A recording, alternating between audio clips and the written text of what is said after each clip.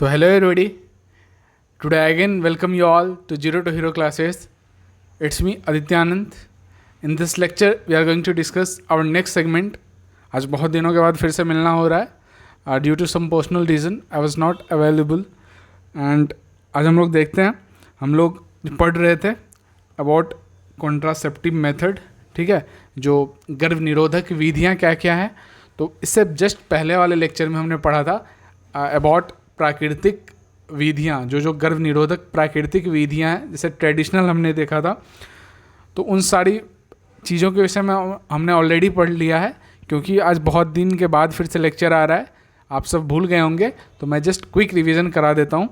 तो हमने क्या क्या पढ़ा था. कॉन्ट्रासेप्टिव मेथड क्या होता है. ठीक है, कॉन्ट्रासेप्टिव मेथड दो प्रकार के होते हैं. क्या क्या, एक होता है प्राकृतिक, एक होता है कृत्रिम. ठीक है, मैं बता दूं आपको, ये जो गर्भ निरोधक विधियां हैं ये दो प्रकार की होती है. एक होती है नेचुरल, एक होती है artificial. Natural and artificial. Natural जिसे प्राकृतिक या ट्रेडिशनल कहते हैं, और एक होता है आर्टिफिशियल.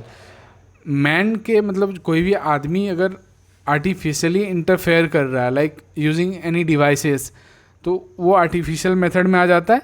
जो नेचुरली हम लोग कंट्रासेप्टिव मेथड का यूज करते हैं, that is included in natural contraceptive method. एक अस्थाई होती है, अस्थाई होती है. It's type of classification. अब जिस मेथड से मतलब हमने इसे ऑकरिंग मतलब प्राकृतिक और कृत्रिम में डिवाइड किया था. तो now if you will discuss what is natural method. Natural method में क्या क्या आती है. पहले पीरियोडिक एब्सिस्टेंस या रिदम. आवधिक संयम इसे बोला जाता है. आवधिक संयम मतलब समथिंग अवधि मतलब समय के मिलता जुलता कुछ वर्ड. देखो, बायो ऐसा सब्जेक्ट है, इट्स ऑल अबाउट वर्ड्स. अगर आप वर्ड्स में घुस जाओगे तो 50 से 70% काम तो ऐसे ही ख़त्म हो जाता है. And for 30% I am here. आवधिक संयम. आवधिक मतलब ये वर्ड कुछ अवधि से आया है. अवधि मतलब समय. भाई समय क्या है. अच्छा, ये जो चल रहा था menstrual cycle, if any female is going through menstrual cycle, उनके 14th डे पे, ठीक है, ऑन 14th डे क्या होता है, ओव्यूलेशन, अंडोत्सर्जन होता है.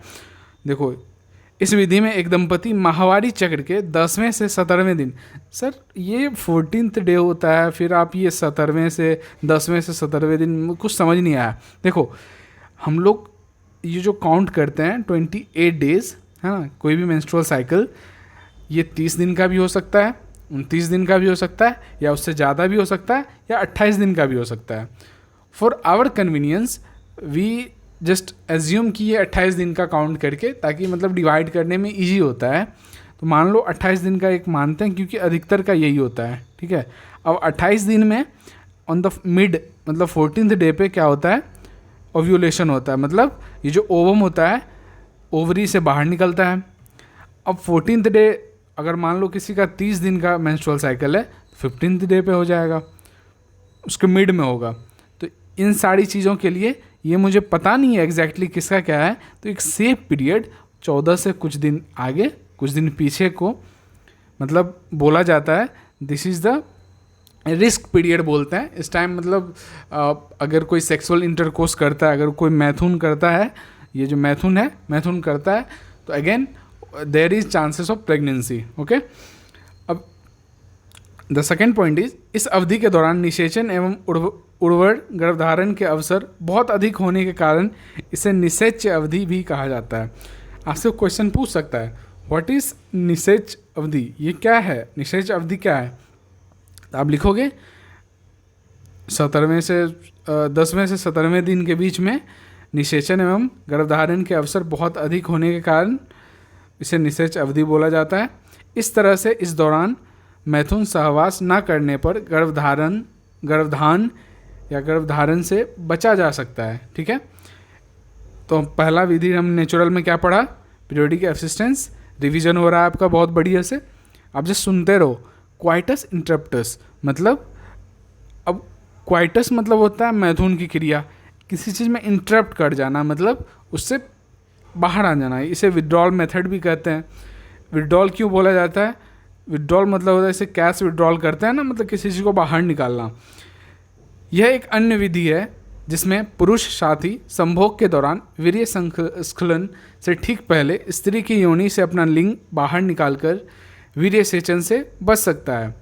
अब क्या देखो, प्रेगनेंसी या फर्टिलाइजेशन निषेचन की क्रिया कब होती है? जब एक शुक्राणु एक अंडाणु से मिलता है, ठीक है। अब हम लोग क्या कर रहे हैं, ये जो नेचुरल मेथड में ये स्पर्म एंड ओवम को मिलने ही नहीं दे रहे हैं। अब मिलने नहीं देंगे तो फर्टिलाइजेशन नहीं होगा, यानी निषेचन नहीं होगा। अगर निषेचन नहीं होगा तो फिर बच्चा पैदा होने की कोई गुंजाइश ही नहीं है। तो पहला मेथड क्या था उस टाइम, भाई सेक्सुअल इंटरकोर्स करो ही नहीं। Second method is coitus interruptus. Coitus interruptus मतलब इंटरप्ट, क्वाइटस मतलब मैथुन। ये वर्ड देखो, इंटरप्ट, किसी चीज़ का इंटरप्ट हो जाना, इसे अंतरित मैथुन भी बोला जाता है, बाह्य स्खलन भी बोलते हैं, क्योंकि बाह्य मतलब बाहर, स्खलन ये जो विड्रॉल होता है, ठीक है, इजैकुलेट करते हैं, जो सीमेन या स्पर्म बाहर आता है, इसे वेजाइनास में ना होके बाहर अगर इजैकुलेट कर दिया जाए तो there is again chances is low कि फिर मेटिंग हो पाए। And the third one is lactational amenorrhoea, स्तनपान अनार्थव। ये क्या है? देखो मैंने बताया था, ये जो बच्चा जब पैदा होता है 6 मंथ तक, ये जो प्रोलैक्टिन नाम का हार्मोन है, ये देखो प्रोलैक्टिन नाम का हार्मोन उच्च स्तर के कारण, देखो यह विधि इस तथ्य पर निर्भर करती है कि प्रसव के बाद स्त्री द्वारा शिशु को भरपूर स्तनपान कराने के दौरान अंडोत्सर्ग और आर्तव चक्र शुरू नहीं होता है। जो मेंस्ट्रुअल साइकिल होता है, ऐसा माना जाता है 6 महीने तक नहीं होता है, क्योंकि ये जो मिल्क सिक्रेटिंग हार्मोन है, ये सिक्रीट करता है, बनाता है प्रोलैक्टिन। अगर ब्लड में प्रोलैक्टिन नाम का हार्मोन बहुत ज़्यादा है तो अगेन ये जो एस्ट्रोजन प्रोजेस्टेरोन में ये अपना इफेक्ट डालता है, ठीक है। तो उस कारण इसका लेवल बढ़ जाता है, एस्ट्रोजन प्रोजेस्टेरोन का लेवल बढ़ जाता है, तो इसीलिए मेंस्ट्रुअल साइकिल नहीं होता है। अब मेंस्ट्रुअल साइकिल ही नहीं हो रहा है तो अगेन ओव्यूलेशन होगा ही नहीं, क्योंकि 14th डे आएगा ही नहीं। 14th डे नहीं आएगा तो फिर से अगेन ओवम और क्या कहते हैं स्पर्म मिलेगा नहीं, अगेन निषेचन नहीं होगा, फर्टिलाइजेशन नहीं होगा। तो ये सारी 3 मेथड थी नेचुरल, प्राकृतिक method. And the second one is barrier method, इसे रोध उपाय बोलते हैं। ये क्या है सर? ये कृत्रिम मेथड, देखो पहले हमने पढ़ा था प्राकृतिक या traditional, and second one was कृत्रिम।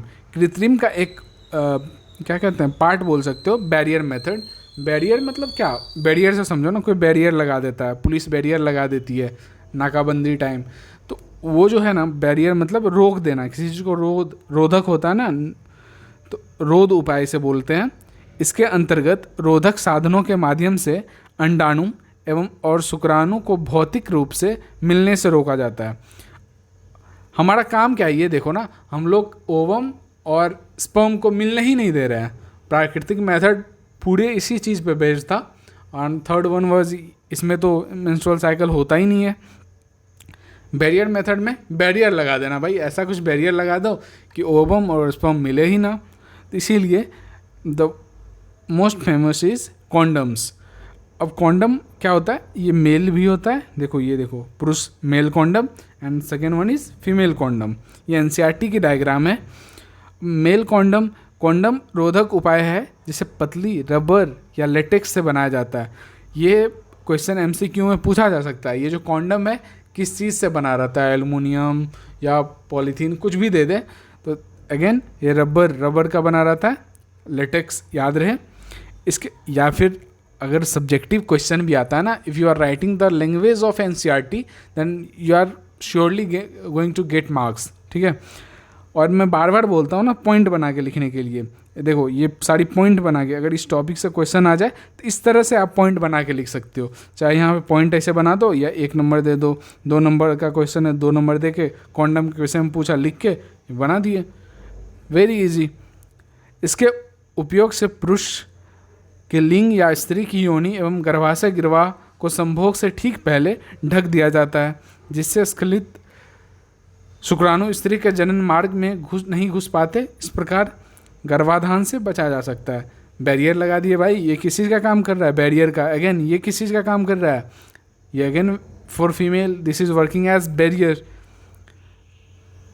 अब देखो एनसीईआरटी में लिखा हुआ निरोध नाम का एक बहुत ज़्यादा पॉपुलर ब्रांड है कॉन्डम का। पुरुषों के लिए कॉन्डम का मशहूर ब्रांड निरोध काफ़ी लोकप्रिय है। एनसी हाल ही के वर्षों में कॉन्डम के उपयोग में तेज़ी से वृद्धि हुई है, क्योंकि इससे गर्भधारण के अलावा यौन संचारित रोगों मतलब sexual transmitted disease STD, sexual transmitted disease, AIDS से बचाव जैसे अतिरिक्त लाभ हैं। अब मान लो if any male is in relationship with more than one female, ठीक है, अगर उसमें से किसी एक फीमेल को भी अगर एड्स है ना, तो अगेन वो मेल में हो जाएगा। अगर ये मेल किसी और के साथ संबंध बना रहा है without using condom, then again there is 100% chances, 99.99 chances कि ये ट्रांसमिट हो जाए। और एड्स का इलाज अभी तक नहीं खोजा गया है, ठीक है, तो स्वाहा हो जाएगा।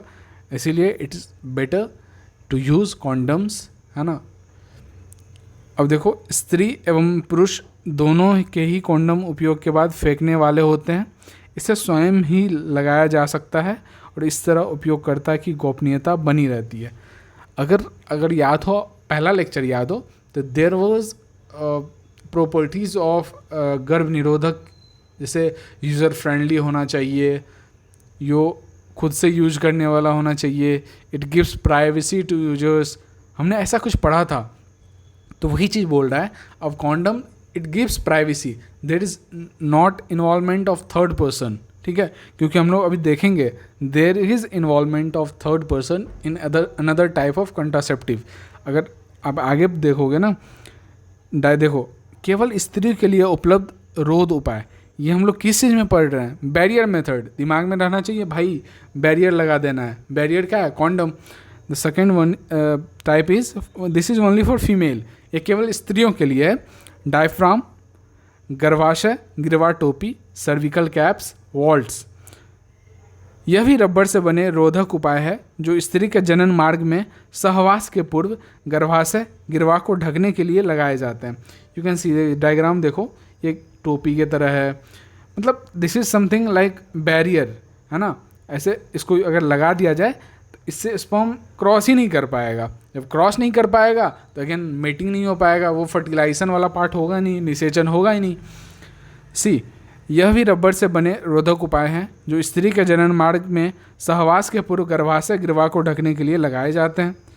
कहाँ लगाए जाते हैं? गर्भाशय गिरवा, जो सर्विक्स हमने देखा था वहाँ लगाए जाते हैं। ये गर्भाशय गिरवा को ढककर शुक्राणु के प्रवेश को रोककर गर्भाधान से छुटकारा दिलाते हैं। अगेन शुक्राणु के प्रवेश को रोका जा रहा है भाई, ये फीमेल यूज कर रही है। Keep in mind this is only for female, female is using this. अगर मान लो डायफ्राम यूज़ कर रही है या सर्विकल कैप यूज कर रही है, वॉल्ट्स, है ना, नौसी, इन्हें पुनः इस्तेमाल किया जा सकता है। देखो ये स्टार वाला पॉइंट है, ठीक है, ये this is the, I think ये मेन डिफरेंस है between condoms and this cervical caps वगैरह या डायफ्राम है। एक तो ये फीमेल, अब बोलोगे सर फीमेल कॉन्डम तो फीमेल भी यूज कर सकती है, बिल्कुल यूज कर सकती है, बट ये केवल फीमेल यूज करती है। द मेन पॉइंट इज इन्हें पुनः इस्तेमाल किया जा सकता है ना। तो आपसे ऑप्शनल क्वेश्चन पूछेगा इनमें से कौन सा पुनः इस्तेमाल किया जा सकता है, तो पहला होगा male condom, female condom, then diaphragm. This type of question में बी आस्क्ड, है ना। इसके साथ ही इन रोध उपायों के साथ साथ शुक्राणुनाशक क्रीम, जेली, झाग यानी फोम का प्रायः इस्तेमाल किया जाता है, जिससे इसकी गर्भ निरोधक क्षमता काफ़ी बढ़ जाती है। अब देखो ये वाला पॉइंट समझो, है ना, दिस पॉइंट, ये पॉइंट बोल रहा है गर्भ निरोधक आपने तो इसे मिलने से रोक दिया यूजिंग दिस। अब क्या होता है, ऐसा ऐसा क्रीम आता है, ठीक है, क्रीम आती है, जेलीज आती हैं, फोम आता है, उसको यूज करने से अब ये इसका जो है ना एफिशिएंसी बढ़ जाता है। क्योंकि मान लो फिर भी एनी हाउ अगर स्पर्म एंटर कर गया, ठीक है, तब ये जेलीज का काम क्या क्या होता है, ये क्या करता है, उसको नाश कर जाता है, शुक्राणु नाशक, ठीक है, उसको नाश कर देता है, उसे मार देता है, तो अगेन फर्टिलाइजेशन नहीं होता है। अभी तक हमने यही देखा है, एक चीज़ को छोड़कर, लैक्टेशनल एमोनोरिया, 6 महीने तक प्रोलैक्टिन की मात्रा बढ़ जाती है। And the third type is अंतःगर्भाशय युक्तियाँ, इंट्रा यूटेराइन डिवाइसेस यानी आईयूडीज़। ये आईयूडीज़ क्या हैं सर?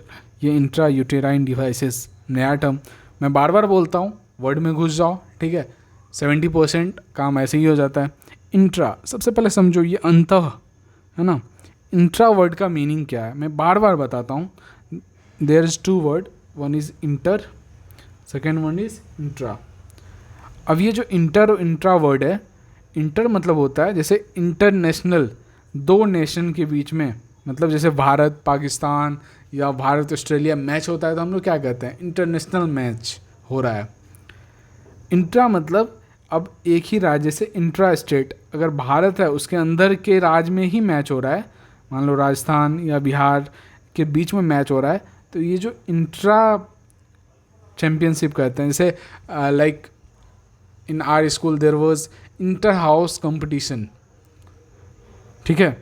तो इंट्रा मतलब अंदर में ही, यूटेराइन, यूटेरस मतलब गर्भाशय, कहीं ना कहीं गर्भाशय की बात हो रही है भाई, इसका नाम से ही। अच्छा, अंतः गर्भाशय, इसके अंदर ही कहाँ, गर्भाशय युक्तियाँ, डिवाइसेस। अब ये क्या, इतना तो पता चल गया भाई, समथिंग ये गर्भाशय में यूज होने वाला कुछ डिवाइसेस है। अब देखते हैं वो आगे क्या होता है। नाउ सी, ये युक्तियाँ, इसके विषय में बताया जा रहा है, मैं आपको डायग्राम दिखाऊंगा, फिर से समझाऊंगा। ये युक्तियाँ डॉक्टर या अनुभवी नर्सों द्वारा योनि मार्ग से गर्भाशय में लगाई जाती है।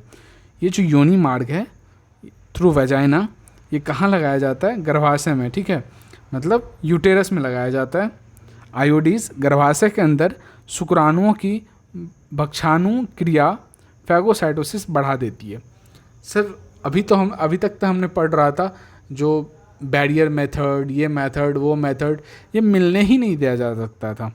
अब इसमें ऐसा कुछ नहीं है, इसमें क्या करता है भाई, स्पर्म तो जाएगा, ठीक है, ये यूटेरस में लगाया जाता है, ठीक है।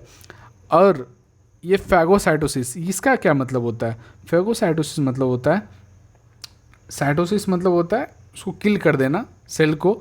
जो स्पर्म भी क्या है, एक सेल है, और जैसे ही स्पर्म जाता है उसको खा जाता है ना। बहुत सारे ऐसे सेल्स हैं हमारे शरीर में, जैसे मास्ट सेल हो गया, तो अलग अलग, जैसे लीवर का अलग कफर सेल, ये सब ब्रेन में अलग सेल होता है, तो वो सारी चीज़ें होती है, ये फैगोसाइटोसिस का काम करती है। अनवांटेड चीज़ जो भी हमारे शरीर में आती है उसे खा जाने का काम क्या करती है। तो थिंग इज़, ये क्या करेंगी, फैगोसाइटोसिस करेंगी। अब आजकल विभिन्न प्रकार के आईओडीज उपलब्ध हैं, एनसीईआरटी में इन चीज़ों का नाम दिया हुआ है, ये देखो उदाहरण दिया हुआ है, ये उदाहरण एनसीईआरटी का है, सारी चीज़ें एनसीईआरटी है, बस यहाँ पॉइंट के फॉर्म में आपको लिखा गया है ताकि कन्वीनियंट हो। You see, this is diagram of copper T, ये भी एक आईओडीज है, इंट्रा यूटेराइन डिवाइसेस। अब पहला है औषधि रहित। औषधि सर मेडिसिन, मतलब मेडिसिन से कुछ रिलेटेड ऐसा कुछ लग रहा है मुझे। रहित, एक होता है रहित, एक होता है सहित। किसी के साथ में अगर उसमें मेडिसिन यूज हुआ है देन डेट इज़ मेडिसिन, क्या कहते हैं, सहित कहेंगे। अब औषधि रहित, नॉन मेडिकेटेड, अरे सर नॉन मतलब नहीं, मेडिसिन से नहीं होना ऐसा कुछ है, हाँ बिल्कुल वैसा ही है। इसका उदाहरण आपको याद रखना है, लिपिज लूप इसे बोलते हैं। ये प्लास्टिक या स्टेनलेस स्टील की बनी होती है। पहला उदाहरण हम लोग क्या याद रखें, औषधि रहित में क्या आ गया, लिपिज लूप। कंपटीशन में, कॉम्पिटिटिव एग्जाम में पूछता है भाई। अब तांबा मोचक, कॉपर रिलीजिंग आयोडीज, उदाहरण copper T, copper 7, Multiload 375। Bio है भाई, रटना है, बार बार लिखोगे याद रहेगा, रिवीजन छोड़ोगे भूल जाओगे। हमने भी रटा है, आपको भी रटना ही पड़ेगा। मैं आपको बता देता हूँ ना, अगर ऑप्शन में आ जाए, देखो Cu कॉपर का सिंबल है, कॉपर का सिंबल है, कॉपर जैसा कुछ है, मल्टीलोड 375 याद कर लो। ये गर्भाशय के अंदर कॉपर के आयन मोचित करने के कारण ये जो सिक्रीट होता है, क्या कॉपर आयन रिलीज होता है, शुक्राणु की गतिशीलता तथा उसकी निषेचन क्षमता को कम कर देती है। ये क्या होता है, देखो स्पर्म का डायग्राम अगर हम देखें, यहाँ टेल रहता है या माइटोकॉन्ड्रिया से इसे एनर्जी मिलते रहती है। ये क्या करता है, उसकी गतिशीलता को कम कर देता है। ऐसा कुछ पढ़ा था हमने, 60% बहुत ज़्यादा मोटाइल होना चाहिए, उसका 40% नॉर्मल शेप एंड साइज़ का, ऐसा कुछ हमने पढ़ा था, ठीक है। पहले तो 60% अच्छा शेप साइज़ का होना चाहिए, वो सारी चीज़ें हमने पढ़ी थी। द थिंग इज़, यहाँ हम लोग को ये वहाँ से एक्सट्रैक्ट करना है। ये कहाँ पढ़ा था हमने? ह्यूमन रिप्रोडक्शन वाले चैप्टर में। तो ऐसा कुछ एक्सट्रैक्ट लेते हैं भाई, ये गतिशीलता बहुत ज़रूरी है, क्योंकि ये देखो ना, फर्टिलाइजेशन कहाँ होता है? फर्टिलाइजेशन सर इधर एम्पुला आप बताए थे ना, ये एम्पुला वाले पार्ट में कहीं होता है। जी बिल्कुल। अब एम्पुला वाले पार्ट में स्पर्म यहाँ इजेकुलेट हुआ है, कि तैरते तैरते तैरते गतिशीलता माइटोकॉन्ड्रिया से एनर्जी लेते हुए यहाँ पहुँचना बहुत ज़रूरी है। ये क्या करता है? अगेन ये कॉपर रिलीज करता है। कॉपर भाई, ये कॉपर आयन सर काम क्या करते हैं? ये क्या करते हैं? इसकी गतिशीलता को रोक देता है। जब गतिशीलता ही नहीं है तो वहाँ एम्पुला तक पहुँच ही नहीं पाएगा। एंड अगेन अगर क्या कहते हैं, निषेचन क्षमता को कम कर देती है। अब निषेचन क्षमता कम हो गई तो यार वो फर्टिलाइज ही नहीं कर पाएगा, अगेन प्रेगनेंसी होगी नहीं, क्योंकि निषेचन ही नहीं हुआ। And the third one is hormone releasing IUDs. ये जो हार्मोन रिलीज होता है, हार्मोन मोचक, इसमें ये देखो प्रोजेस्टासर्ट, ये समथिंग प्रोजेस्ट्रॉन से मिलता जुलता शब्द है। इसका भी फुल फॉर्म देखोगे ना तो उसमें आ जाता है क्या कहते हैं, हार्मोन का नाम आ जाता है। तो LNG-20 NCERT की एग्जाम्पल है, याद होना बहुत ज़रूरी है। ये गर्भाशय को भ्रूण के अंतरोपण के लिए अनुपयुक्त बनाती है तथा गर्भाशय गिरवा को शुक्राणु का विरोधी बनाती है। ये क्या करता है ना, इसका काम देखो, अगर मान लो फर्टिलाइजेशन हो भी गया, अब फर्टिलाइजेशन हो गया, सर आप बोल रहे थे फर्टिलाइजेशन हुआ जाए, अरे भाई जायगोट बन गया, उसका इम्प्लांटेशन ही नहीं हुआ। अगर यूटेरस, ये जो गर्भाशय है, ठीक है, ये जो गर्भाशय है, तो यहाँ हमने पढ़ा था ना, यहाँ इम्प्लांटेशन होता है। ये कब पढ़ लिया सर? Human reproduction. यहाँ कहाँ होता है? एंडोमेट्रियम वाले लेयर में इम्प्लांटेशन होता है, अंतरोपण होता है। कुछ याद आ रहा है? जी बिल्कुल, यहाँ अंतरोपण होगा। तो यहाँ अंतरोपण के लिए अनुपयुक्त बनाता है, ठीक है, इसको इम्प्लांटेशन होने ही नहीं देगा। अगर इम्प्लांटेशन हुआ ही नहीं, अगेन फिर बच्चा नहीं पैदा होगा। तो गर्भाशय गिरवा को शुक्राणु के लिए, अभी जो गर्भाशय सर्विक्स है ना, इसको क्या करता है, ऐसा कुछ हार्मोन रिलीज करते रहता है जो कि इसके लिए सही नहीं रहता है। मतलब वहाँ स्पर्म आने के बाद वहाँ टिक नहीं पाता है, रीज़न कुछ भी हो सकता है, ठीक है, उसकी मोटिलिटी कम, पिछले देखा हमने। तो इस तरह से हार्मोन का यूज होता है। जो स्त्रियां गर्भवत्ता में देरी या बच्चे को जन्म में अंतराल चाहती है, उसके लिए आयोडीज आदर्श गर्भ निरोधक हैं। ये क्वेश्चन है, आदर्श गर्भ निरोधक क्या है सर? डेली कॉन्डम यूज करना, फिर वो सर्विकल कैप्स वगैरह, डायफ्राम यूज करना। अब की देखो, कोई फैमिली स्टेबल है ही नहीं। इफ सी वांट, अगर स्पोर्ट्स पर्सन है, उसका करियर पीक पे चल रहा है, दे वांट कि यार, जैसे अब टेनिस प्लेयर है, फीमेल प्लेयर है, या ओलंपिक्स 3-4 साल बाद है, दे वांट कि अभी मैं प्रेग्नेंट ना हो, तो they can use this is ideal interceptive, आदर्श गर्भ निरोधक है। कौन सा? Intrauterine devices. भारत में गर्भ निरोधक की ये विधियाँ व्यापक रूप से प्रचलित है। This is very famous in India, ठीक है। तो अभी तक हमने क्या क्या पढ़ा? पहला लेक्चर हमने पढ़ा था अबाउट पॉपुलेशन वगैरह, जनसंख्या कितने बढ़ रही है, फैमिली प्लानिंग क्या क्या है, वो सारी चीज़ें हमने देखी थी। 1951 है ना। सेकेंड लेक्चर में हमने पढ़ा था ये गर्भ निरोधक कंट्रासेप्टिव क्या होते हैं, एंड हमने नेचुरल यानी प्राकृतिक कंट्रासेप्टिव के विषय में बात की थी। And in today's lecture, this is third lecture, हमने अभी क्या क्या पढ़ा, आंख बंद करो और सुनो। अभी हमने पढ़ा पहला, कंट्रासेप्टिव क्या होता है। ये 2 प्रकार की होती है, एक प्राकृतिक, एक कृत्रिम, मतलब नेचुरल एंड आर्टिफिशियल। नेचुरल में हमने क्या क्या पढ़ा था? Coitus interrupts. सर क्वाइटस अवधि अंतर, ऐसा कुछ अवधि से, अच्छा, तो क्वाइटस इंटरप्टस में क्या होता है? इंटरप्ट कर देना। यू कैन सी, देखो, आँख खोलो, देखो, अच्छा सॉरी, पीरियोडिक एब्सिस्टेंस था अवधि वाला, क्वाइटस इंटरप्टस, क्वाइटस मतलब होता है मैथुन की क्रिया, इंटरप्ट इसमें इंटरप्ट कर देना, इसे विड्रॉल या बायस्कलन मेथड बोलते हैं। And third one was lactational amenorrhoea, कोई चीज़ एक्स्ट्रा हमने नहीं पढ़ी। उसके बाद हमने देखा कृत्रिम मेथड में पहला था बैरियर मेथड। सर अच्छा, पहला उसमें था कॉन्डम के विषय में। कॉन्डम मेल भी होता है, फीमेल भी होता है। कॉन्डम किस चीज़ से बना रहता है, लेटेक्स, वो सारी चीज़ें। ये देखो कॉन्डम किस चीज़ से बना रहता है, रबर एंड लेटेक्स से बनाया जाता है। ये सारी पॉइंट आपको बार बार पढ़नी है। मशहूर ब्रांड क्या है, निरोध है। अब देखो diaphragm, cervical caps, again intrauterine device हमने अभी पढ़ा। ये सारी क्या थी, barrier method. Second one, third one is intrauterine devices. आज हमने इतना ही पढ़ना है। आप इसे ज़रूर याद करें। अगर बायो ऐसा सब्जेक्ट है, अगर आप इसे नहीं पढ़ोगे, लास्ट टाइम में पढ़ के नहीं होगा क्योंकि we are going to appear in subjective examination. बार बार लिखने से ये हमारी मेमोरी में जाती है और बाद में रिवीजन करने के बाद ये तुरंत ज़्यादा याद आ जाती है और क्लिक कर जाता है। तो अच्छे से पढ़िए and next lecture will be coming soon. Thank you for listening, watching. If you think this lecture could be beneficial for some other students or your colleagues, you can share.